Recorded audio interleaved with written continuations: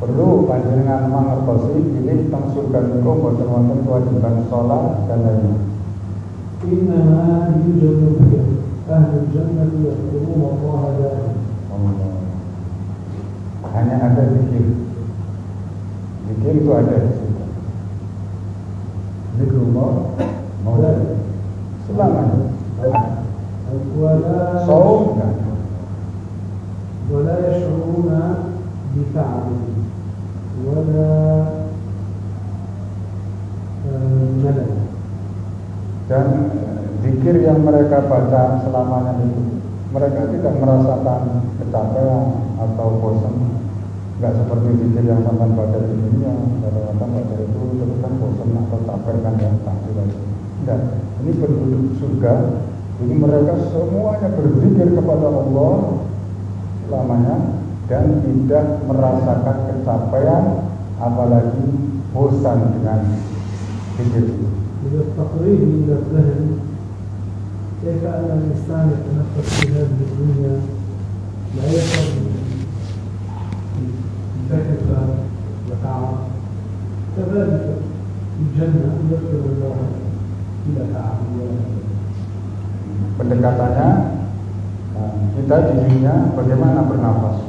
Apakah kita di antara kita ada yang merasa capek bernafas? Ambekan terus sebelumnya kayak mesesek yang wae anak wae. Waduh bahaya banget kalau kayak wae. Ya seperti itu. Jadi kita bernafas nggak ada yang merasa kecapean, capek ini bernafas terus. Begitulah penduduk surga berzikir itu seperti penduduk dunia bernafas, tidak merasa capek apalagi bosan. يوجد مسألة مهمة. Ada masalah penting. Catat. Siap-siap. بعض المسائل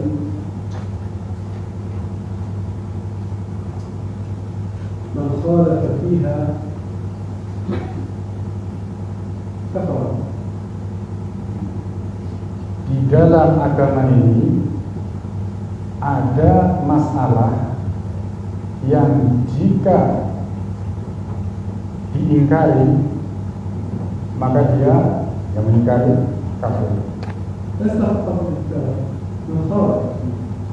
Jadi yang tidak hanya ingkar tetapi bersalah paham, berselisih.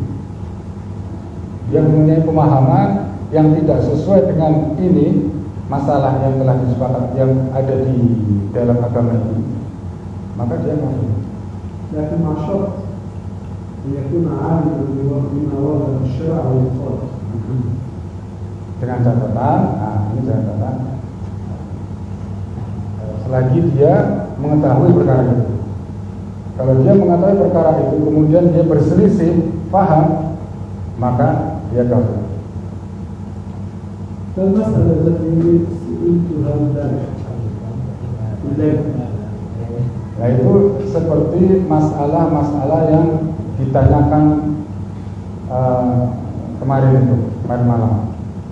حدث الدار سألني عن الذي لها الذي يقول دائما منخفض عن الأعذار.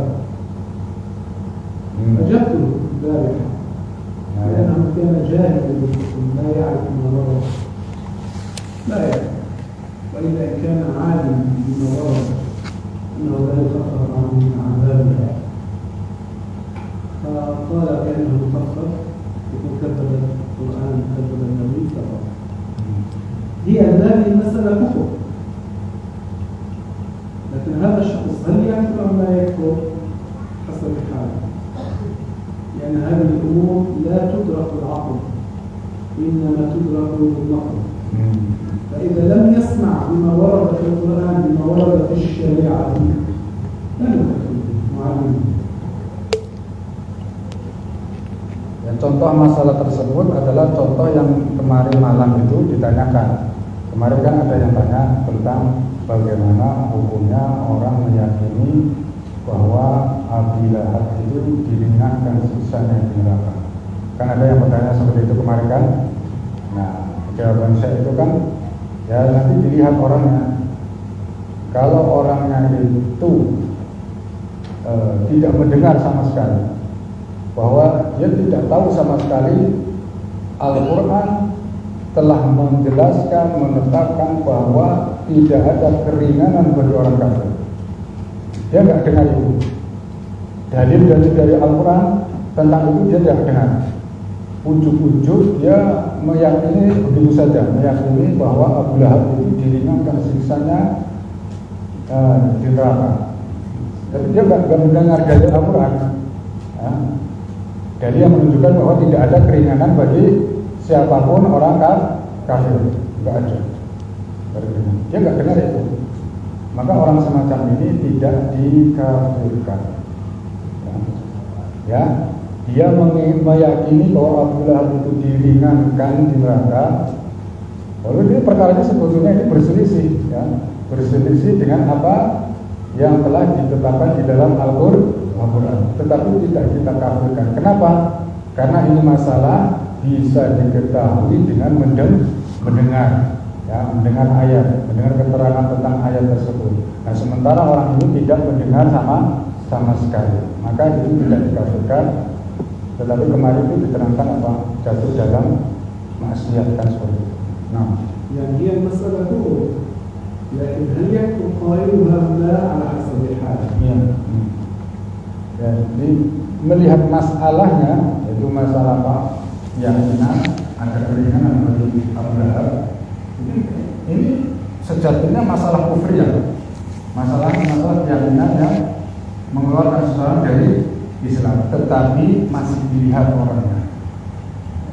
Untuk mengkafirkan atau tidak mengkafirkan orangnya, tetap kita lihat orangnya. Dia tahu apa tidak sebelumnya, dia mendengar atau tidak sebelumnya bahwa ada ayat yang menjelaskan secara tegas tidak ada keringanan bagi siksa orang kafir. Nah, kalau dia mendengar kemudian meyakini itu, maka itu baru kita kafir. Kalau tidak mendengar,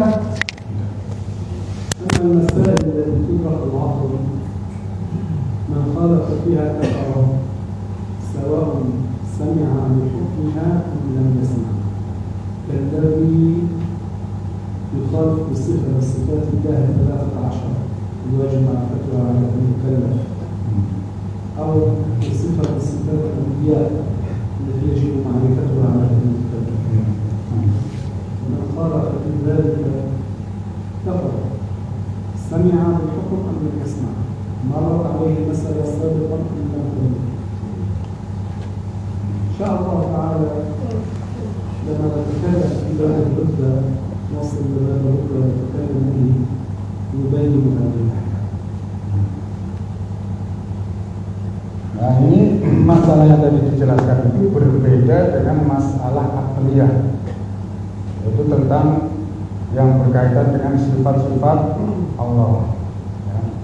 Itu masalah yang dalilnya cukup dengan akal, tentang adanya Allah, tentang Allah itu tidak bermula, tidak berakhir, tidak sama dengan makhluknya, dia esa, tidak ada sekutu baginya. Ini kan sesuatu yang bisa diketahui hanya dengan akal. Nah, perkara ini jika diselisihi, jika seorang meyakini berselisih dengan apa masalah ini, misalnya orang meyakini Allah itu sama kok dengan makhluknya, dia punya tangan, dia berjalan seperti berjalan kita, dia naik turun, nah seperti itu, maka orang ini ya, dikafirkan. Dia mendengar hukumnya atau tidak sebelumnya, tetap ya, kita mengatakan bahwa orang semacam ini kan kafir, karena yang diingkarinya itu, yang diselisihi itu sesuatu yang diketahui cukup dengan dalil-dalil akal, seperti adanya Allah kan cukup dengan adanya malam ini kok nggak tahu sampai nggak tahu itu gimana kan, bahwa Allah itu tidak bermula, tidak berakhir, esa dan seterusnya, 13 sifat itu, ya itu kan hanya dengan dalil akal orang bisa tahu. Kemudian hal-hal yang berkaitan dengan sifat Nabi, seperti terjaganya Nabi dari kekufuran, terjaganya Nabi dari maksiat, dosa dan seterusnya. Pengetahuan-pengetahuan ini bisa diketahui dengan dalil akli. Nah, kalau sampai orang itu tidak memahaminya, tidak tahu, sehingga punya keyakinan yang tidak sesuai, maka dikafirkan secara mutlak. Artinya apa? Dia mendengar sebelumnya atau tidak, tahu-tahu punya keyakinan itu, maka kita katakan orang itu belum muslim, non muslim, bukan termasuk orang Islam. Nah,